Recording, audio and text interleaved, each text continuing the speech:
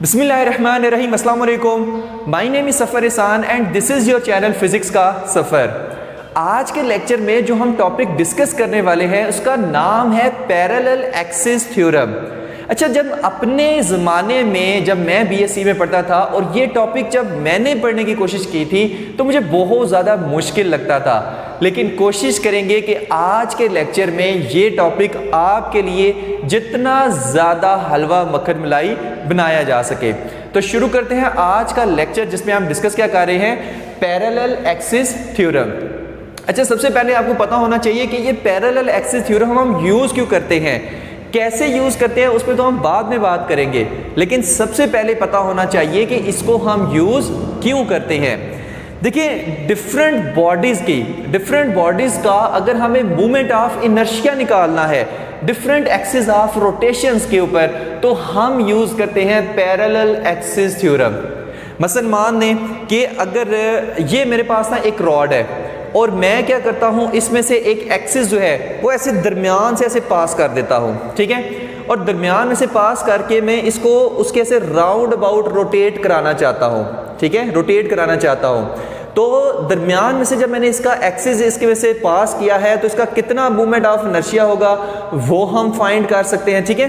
अच्छा, अगर दरमियान से थोड़ा सा दूर मैं कहता हूँ यहाँ पर नहीं, यहाँ से एक्सिस में पास कराओ, यहाँ से मतलब सेंटर से नहीं, सेंटर से थोड़ा सा इधर, यानी एक्सिस ऑफ रोटेशन मैंने क्या कर दिया, चेंज कर दिया, यहाँ पर कर दिया जहाँ से आप मैंने इसको पकड़ा हुआ है। अब इसके गिर्द मैं इसको ऐसे रोटेट करवाना चाहता हूँ तो फिर मूवमेंट ऑफ इनर्शिया कितना होगा वो मैं पैरेलल एक्सिस थ्योरम से फाइंड कर सकता हूँ। अच्छा, मान लें यहाँ से भी नहीं, बिल्कुल किनारे से, यहाँ से मैंने एक एक्सिस पास किया और इसके गिर्द मैं इसको ऐसे रोटेट कराना चाहता हूँ तो फिर मूवमेंट ऑफ इनर्शिया कैसे कितना होगा। यानी कि अगर हमें डिफरेंट बॉडीज़ का, अगर हमें डिफरेंट एक्सिस ऑफ रोटेशन पे मूवमेंट ऑफ इनर्शिया फाइंड करना हो तो हम पैरेलल एक्सिस थ्योरम यूज़ करते हैं। ओके हो गया, तो ये चीज़ फिलहाल याद रखनी है कि हम पैरेलल एक्सिस थ्योरम का करते क्या हैं। ओके हो गया। इसी तरह कोई भी बॉडी हो, यहाँ पर मैं एक्सिस लगा के उसको रोटेट कराना चाहूँ, यहाँ पे एक्सिस लगा के रोटेट, यहाँ पर एक्सिस रोटेट लगा के कराना चाहूँ और फाइंड करना चाहूँ कितना मूवमेंट ऑफ इनर्शिया होगा, तो हम फाइंड कर सकते हैं पैरेलल एक्सिस थ्योरम से। ओके हो गया। अच्छा, नेक्स्ट अब इसके लिए एक ना कंडीशन ज़रूरी होती है। इसके लिए कंडीशंस क्या ज़रूरी होती हैं वो चीज़ देखिए। यहाँ पर हमने क्या किया कि कोई भी आर्बिट्रेरी बॉडी ले ली, सॉलिड बॉडी हमने ली है, ठीक है, रिजिड बॉडी हमने ली है, कोई भी हमने सॉलिड ऐसे रिजिड बॉडी ली, ये जो आपको रेड कलर में नज़र आ रही है और ये सॉलिड बॉडी है और आर्बिट्रेरी शेप की है, ठीक है, और मान लें ये इसका क्या है, सेंटर ऑफ मैस है, ये क्या है, सेंटर ऑफ मैस है, और सेंटर ऑफ मैस से मैंने एक एक्सिस को पास किया, मैंने एक एक्सिस ऑफ रोटेशन को क्या किया, पास किया, तो एक एक्सिस ये हो गया, ठीक हो गया। अच्छा, दूसरा क्या है, दूसरा हमारे पास है ये पॉइंट। अब ये सेंटर ऑफ मैस तो नहीं है, मैंने यहाँ से भी एक्सिस ऑफ रोटेशन फाइंड किया और मैं फाइंड करना चाह रहा हूँ कि यहाँ पर जो मूवमेंट ऑफ इनर्शिया है वो कितना होगा। अगर बॉडी इस एक्सिस के गिर्द रोटेट करे इस तरह से, ये रिजिड बॉडी, तो फिर हमारे पास इस एक्सिस के राउंड अबाउट है जो हमारे पास बॉडी का मूवमेंट ऑफ इनर्शिया है वो कितना होगा। अब क्वेश्चन ज़हन में आता है कि सर फिर ये हमें ये वाला एक्सिस लेने की क्या ज़रूरत थी, ये वाला एक्सिस लेने की क्या ज़रूरत थी। देखिए, 3 टोटल कंडीशन है जो आपने बुरे ख्वाब की तरह याद रखनी है पैरेलल एक्सिस थ्योरम को लगाने के लिए। और एक और चीज़ याद रखें कि पैरेलल एक्सिस थ्योरम हम लगा सकते हैं 1 डायमेंशनल बॉडीज़ के ऊपर भी, 2 डायमेंशनल बॉडीज़ के ऊपर भी और 3 डायमेंशनल के ऊपर भी लगा सकते हैं। मतलब 1D के लिए भी यूज़ कर सकते हैं, 2 डायमेंशनल के लिए भी और 3 डायमेंशनल के लिए भी। मतलब पैरेलल एक्सिस थ्योरम हम यूज़ कर सकते हैं रॉड का, अगर हमें वो मूवमेंट ऑफ इनर्शिया निकालना है, किसी स्फीयर के का निकालना है, या हमें किसी प्लेट वगैरह का निकालना है। प्लेट 2 डायमेंशनल होती है, स्फीयर 3 डायमेंशनल होता है, रॉड 1 डायमेंशनल होता है, ठीक है। तो उनके डिफरेंट एक्सिस ऑफ रोटेशन के ऊपर अगर हमें मूवमेंट ऑफ इनर्शिया निकालते हैं तो हम पैरेलल एक्सिस थ्योरम यूज कर सकते हैं, ठीक है। अच्छा, कंडीशंस क्या क्या है वो चीज़ पहले देख लें। पहली कंडीशन क्या है कि 2 एक्सिस मस्ट बी पैरेलल, जो 2 एक्सिस हैं वो पैरेलल होने चाहिए। एक एक्सिस तो ये सेंटर ऑफ मैस से पास कर रहा है, एक एक्सिस यहाँ से पास कर रहा है, यहाँ पर हमें मूवमेंट ऑफ इनर्शिया मान लें फाइंड करना है। अब हमारे पास टोटल एक्सिस ऑफ रोटेशन कितने हैं, 2, कितने हैं, 2 हैं। तो यहां पर हमने क्या करना है कि ये दो जो है ना ये ऐसे पैरेलल होने चाहिए। अब ये नहीं होना चाहिए कि मैंने सेंटर ऑफ मास से जो एक्सिस पास किया वो इस तरह से है और जो मैंने इस पॉइंट से एक्सिस ऑफ रोटेशन पास किया वो इस तरह से है, फिर तो परपेंडिकुलर हो जाएंगे। तो अगर इस तरह से परपेंडिकुलर हो गए तो फिर हम पैरेलल एक्सिस थ्योरम नहीं लगा सकते। तो two axis must be parallel. Second condition क्या है, one axis should pass through a centre of mass. Most important बात कि हमने दो एक्सिस लिए हैं, हमें सबसे पहले क्या करना है, अगर मैं चाहता हूं इस एक्सिस से ऑफ रोटेशन के गिर्द मैं मूवमेंट ऑफ इनर्शिया फाइंड करना चाहता हूं तो सबसे पहले मुझे मूवमेंट ऑफ इनर्शिया फाइंड करना है इस सेंटर ऑफ मास के राउंड अबाउट। इस सेंटर ऑफ मास के राउंड अबाउट मुझे क्या करना है, सबसे पहले मूवमेंट ऑफ इनर्शिया फाइंड करना है। तो कहते हैं अगर आप ये दो एक्सिस ऑफ रोटेशन आप ले रहे हैं तो एक एक्सिस ऑफ रोटेशन लाजमी सेंटर ऑफ मास से पास करना चाहिए। One axis should pass through centre of mass. इन दोनों में से एक एक्सिस लाजमी सेंटर ऑफ मास से पास करना चाहिए। ओके हो गया। अभी ये हो सकता है कहानियां जंतर मंतर ऊपर से गुजरी हो, लेकिन जब फार्मूले पे हम आएंगे ना, ठीक है, 1 या 2 मिनट के बाद ये सारी चीजें हलवा हो जाएंगी। Just relax. ठीक है। अच्छा, थर्ड कंडीशन क्या है, A is perpendicular distance between two axis है। अच्छा, इन दो एक्सिस के दरमियान ये जो डिस्टेंस है ना, ये क्या है, ये परपेंडिकुलर है इन दोनों एक्सिस के, और इसको मैं क्या नाम दे रहा हूं, ए का। दो एक्सिस के दरमियान जो डिस्टेंस है वो क्या है, ए है, और वो इन दोनों एक्सिस की क्या है, परपेंडिकुलर है, यानी दोनों एक्सिस के साथ 90 का एंगल बना रहा है। ओके हो गया। अच्छा देखिए, मूवमेंट ऑफ इनर्शिया फाइंड करने के लिए जो फार्मूला हम यूज करते हैं वो कौन सा हम यूज करते हैं, I is equal to I C M centre of mass plus M A square. कई बुक्स यहाँ पर डी स्क्वायर लिखते हैं क्योंकि दो एक्सिस के दरमियान वो डिस्टेंस डी लेते हैं। अब यहां से हलवा होने वाला है। देखिए, मैंने movement of inertia I find करना है एक्स एक्सिस ऑफ रोटेशन के गिर्द, लेकिन मैंने क्या कहा है कि ये जो हमारे पास इक्वेशन है ना, यही पैरेलल एक्सिस थ्योरम है, इसको हम प्रूव भी करेंगे, इसको हम प्रूव भी करेंगे। देखिए, इस इक्वेशन आई को फाइंड करने के लिए पहले मुझे फाइंड करना होगा कि सेंटर ऑफ मास से जो एक्सिस ऑफ रोटेशन गुजर रहा है, यहां पर जो हमारे पास मूवमेंट ऑफ इनर्शिया है आई सी एम, यानी सेंटर ऑफ मास के जो मूवमेंट ऑफ इनर्शिया है, सबसे पहले मुझे यह पता होना चाहिए। इस वजह से कह रहा है कि अगर इस एक्सिस के राउंड और मूवमेंट ऑफ इनर्शिया फाइंड करना है तो जो दूसरा एक्सिस है वो लाजमी सेंटर ऑफ मास से पास करना चाहिए। तो पहले इसके गिर्द मूवमेंट ऑफ इनर्शिया फाइंड करो, फिर हमारे पास इसे रिलेट करके हम इसके इस एक्सिस के गिर्द जब हम इसको ऐसे रोटेट करवाएंगे तो फिर हम मूवमेंट ऑफ इनर्शिया फाइंड कर सकते हैं इस एक्सिस के राउंड अबाउट। ओके हो गया। अच्छा, centre of mass, movement of inertia के जो सेंटर ऑफ मास के राउंड अबाउट है वो हमें पता होना चाहिए। उसके बाद इस बॉडी का मास कैपिटल एम वो कितना है और दोनों एक्सिस के दरमियान डिस्टेंस ए कितना है। अगर मुझे ये चीजें पता हो तो मैं बता सकता हूं कि इस एक्सिस के गिर्द जो मूवमेंट ऑफ इनर्शिया है उसकी वैल्यू कितनी होगी। तो अगर ये तीनों कंडीशन में से एक भी सेटिस्फाइड नहीं है तो हम पैरेलल एक्सिस थ्योरम नहीं लगा सकते। ओके हो गया। तो अभी के लिए इसको समराइज करते हैं तकरीबन 10 सेकंड के अंदर अंदर। इतना बस याद इसमें रखें कि हम पैरेलल एक्सिस थ्योरम हम यूज करते हैं जो हमारे पास डिफरेंट बॉडीज हैं उनके डिफरेंट एक्सिस ऑफ रोटेशंस के ऊपर मूवमेंट ऑफ इनर्शिया की वैल्यू फाइंड करने के लिए यूजिंग दिस इक्वेशन। और उसके लिए कंडीशन क्या लाजमी है भाई, सेंटर ऑफ मास के round about movement of inertia आपको पता होना चाहिए और एक एक्सिस लाजमी यहाँ से पास करना चाहिए। ठीक है, यहाँ से पास कराएं, फिर आप इसका गिर्द मूवमेंट ऑफ इनर्शिया फाइंड करें तो ICM हमारे पास फाइंड हो जाएगा। अच्छा, फिर आप बाद में क्या करें, यहाँ से एक एक्सिस पास करवा लें, फिर इसके गिर्द ऐसे ऐसे घुमाएं और मूवमेंट ऑफ इनर्शिया फाइंड कर सकते हैं। ठीक है, लेकिन इस ICM की वैल्यू पहले नोट कर लेनी है, उसके बाद यहाँ से गुजार के इसको रोटेट करना है। ठीक है, तो डेफिनेशन क्या होगी, the movement of inertia of a rigid body, the movement of inertia of a rigid body about any axis, अब यहाँ से गुजार लें, यहाँ से गुजार लें, यहाँ से गुजार लें, is equal to the moment of inertia about a parallel axis through the center of mass plus the product of mass of the body and the square of the distance between two axes। यानी इसी equation को अपनी wording में बयान कर देना है तो ये हमारे पास बन जाएगा पैरेलल एक्सिस थ्योरम। ओके हो गया। होप सो कि अभी के लिए ये ऊपर ऊपर से नहीं गुजरा होगा। सिंपल ICM फाइंड करो, हटाओ इसको भाई, फिर ये हमारे पास एक एक्सिस इधर से हमारे पास अगर उसको घुमाओ तो हमारे पास इसका मूवमेंट ऑफ इनर्शिया निकल आएगा। ठीक है, अच्छा नेक्स्ट प्रूफ क्या है भाई, ये I is equal to I C M plus M A square sir आपने लिख दिया, इसका प्रूफ क्या है? तो प्रूफ देखते हैं, ठीक है। अब हम इसका प्रूफ करने वाले हैं, proof proof proof proof proof proof हमें जी ये प्रूफ करके दिखाओ, सबूत हमें दो भाई। अच्छा हमारे पास ना, मैं कह रहा हूँ कि मान लें ये हमारे पास वही कोई रिजिड बॉडी है, ठीक है। ये पॉइंट पी है जिसके राउंड को मूवमेंट ऑफ इनर्शिया इस एक्सिस ऑफ रोटेशन के हमने फाइंड करना है। तो अगर हमें यहाँ पे फाइंड करना है, ये हमारे पास सेंटर ऑफ मैस है, एक एक्सिस ऑफ रोटेशन यहाँ से गुजर रहा है, ठीक हो गया। तो हम क्या करेंगे, इस सेंटर ऑफ मैस के करीब यहाँ पर मान लें, यहाँ पर हम एक छोटा सा मैस एलिमेंट लेंगे, छोटू सा मैस हमने कंसीडर कर लिया। वैसे तो ये बहुत बड़ा मैस है ना, हमने इसके ऊपर एक छोटू सा मैस कंसीडर कर लिया जो सेंटर ऑफ मैस के करीब है। बुक में बहुत मुश्किल डेरिवेशन हुई हुई है, मैं आपको एक आसान तरीके से कराऊंगा, बस बुक वाली छोड़े, दवा करें इसको। तो इसका जो हमारे पास सेंटर ऑफ मैस से डिस्टेंस है, ठीक है, इस छोटू सा मैस जिसको हमने डी एम कहा है, छोटा सा मैस है ना, इसका जो सेंटर ऑफ मैस से डिस्टेंस है वो कितना है, वो है आर, ठीक है। तो जो मूवमेंट ऑफ इनर्शिया, जब हम इस एक्सिस के इसको रोटेट करेंगे तो इस मैस के राउंड अबाउट, ठीक है, इस मैस का जो इस सेंटर ऑफ मैस के राउंड अबाउट जो मूवमेंट ऑफ इनर्शिया बनेगा उसकी वैल्यू क्या होती है, D I C M is equal to D M R square.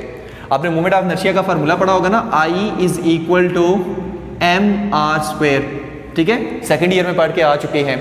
तो यहाँ पर क्योंकि सेंटर ऑफ मैस के मूवमेंट ऑफ इनर्शिया फाइंड कर रहे हैं, तो आई सी एम मतलब सेंटर ऑफ मैस, और डी साथ में क्यों लगाया, क्योंकि छोटू सा मूवमेंट ऑफ इनर्शिया फाइंड कर रहे हैं जो हमारे पास इस मैस डी एम का है, इस सेंटर ऑफ मैस के राउंड अबाउट जब ये घूमेगा, ठीक है, एक्सिस ऑफ रोटेशन के गेट। और ये डी एम क्या है, ये वाला जो हमारे पास छोटू सा मैस है जिसको हमने डी एम कहा हुआ है, और ये डिस्टेंस आर, ठीक है, आर स्क्वायर। तो ये सेंटर ऑफ मैस, ओके हो गया। अच्छा हमने फाइंड क्या करना है, डी आई, ठीक है, कि अगर हम यहाँ पे अगर हम एक एक्सिस गुजारें और यहाँ से इसको ऐसे घुमाएं तो फिर हम वो डी आई वगैरह को कैसे फाइंड कर सकते हैं, ठीक है, छोटू सा। अच्छा अब इस डीएम का इसके गिर्द, इस एक्सिस ऑफ रोटेशन के गिर्द कितना मूवमेंट ऑफ इनर्शिया है, मतलब अब मैंने यहाँ से एक एक्सिस गुजार दिया और मैंने कहा लो जी घुमाओ, तो इस डीएम का इसके इस एक्सिस के गिर्द राउंड अबाउट जो मूवमेंट ऑफ इनर्शिया है उसकी वैल्यू कैसे फाइंड करते हैं वो चीज़ देखें। हम यहाँ पर क्या लिखेंगे, D I, simple D I, क्योंकि यहाँ पर मूवमेंट ऑफ इनर्शिया क्या है, आई, ठीक है, इस एक्सिस के गिर्द अगर हमने फाइंड, जहाँ भी एक्सिस निकाले, यहाँ पर एक्सिस निकाले, यहाँ पर निकाले, यहाँ पर निकाले, नो इशू। तो D I is equal to mass कितना है, छोटू सा डी एम, और डिस्टेंस यहाँ पर देखें इस पॉइंट से लेकर यहाँ तक का डिस्टेंस कितना है, ये वाला डिस्टेंस तो ए होता है, ठीक है, कुछ बुक्स इसको डी लिखते हैं, नो इशू। दो पैरेलल एक्सिस के दरमियान डिस्टेंस क्या है, ए है, और यहाँ से लेकर यहाँ तक डिस्टेंस क्या है, ए हमारे पास आर है। तो पी पॉइंट से लेकर डी एम तक का डिस्टेंस क्या हुआ, आर प्लस ए नहीं हुआ, ए प्लस आर, तो यहां से लेकर यहां तक डिस्टेंस क्या हुआ, आर प्लस ए कर दे, ठीक है। तो यहां पर आप क्या लिखेंगे, आर, ठीक हो गया, आर प्लस ए कर दें, आर प्लस ए और उसका स्क्वायर, ठीक है, क्योंकि I is equal to M R square होता है ना, आई की जगह डी आई, एम की जगह डी एम, और आर स्क्वायर क्या है, तो टोटल डिस्टेंस हमारे पास कितना है, यहाँ से लेकर यहाँ तक वो आर प्लस ए है, तो इस वजह से आर का प्लस ए का स्क्वायर कर दिया, डन है। अच्छा अब यहाँ पे इसका स्क्वायर जब हम ओपन करेंगे तो क्या आएगा, D I is equal to D M, और यहाँ पर आर का स्क्वायर प्लस ए का स्क्वायर प्लस 2r a आ जाएगा, ठीक है, a का स्क्वायर प्लस b का स्क्वायर प्लस 2ab। तो D I is equal to, हम मार्कर चेंज कर सकते हैं, हो सकता है कि वहाँ से नज़र ना आ रहा हो। अच्छा डी एम, इसको अगर हम अंदर मल्टीप्लाई करें तो डी एम आर का square plus D M A का square plus D M 2r a आ जाएगा, ओके हो गया। अब यहां पर अगर आप देखें तो ये डी एम आर स्क्वायर किसके इक्वल है, ये तो डी आई सी एम के इक्वल है, सी एम मतलब सेंटर ऑफ मैस, छोटू सा नीचे लिखना है, ठीक है, इसके साथ नहीं कहीं लिख देना। तो डी एम आर स्क्वायर की जगह मैं ये लिख दूंगा, तो D I is equal to D I C M और plus D M A square plus dm2ra। Done हो गया यहां तक, ठीक है। तो ये हमारे पास मोमेंट ऑफ इनर्शिया है किसके, dm का जो हमारे पास है इस पॉइंट P के राउंड अबाउट, ये जो एक्सिस ऑफ रोटेशन है इसके अगर राउंड अबाउट से रोटेट करे तो, ठीक है। लेकिन अगर हमें पूरी बॉडी का मोमेंट ऑफ इनर्शिया निकालना है, ठीक है, अगर वो इस एक्सिस ऑफ रोटेशन के गिर्द ऐसे रोटेट करे तो फिर हम क्या करेंगे, फिर हम छोटू छोटू dm dm dm लेंगे। यहां पर भी छोटू सा मैस dm ले, यहां पर भी dm dm dm dm dm dm dm dm dm, मतलब कि इस पूरी रिजिड बॉडी को छोटे छोटे dm dm dm dm message में इसको इक्वलाइज कर दें, इसको काट दें, ठीक हो गया। तो फिर अगर हमें पूरी बॉडी का मूवमेंट ऑफ इनर्शिया फाइंड करना है, ठीक है, इस एक्सिस ऑफ रोटेशन के राउंड अबाउट, तो फिर मैं क्या करूंगा, फिर मैं इसको इंटीग्रेट कर दूंगा। फिर मैं इसको क्या करूंगा, मैं इसको इंटीग्रेट ऐसे कर दूंगा। ओके हो गया।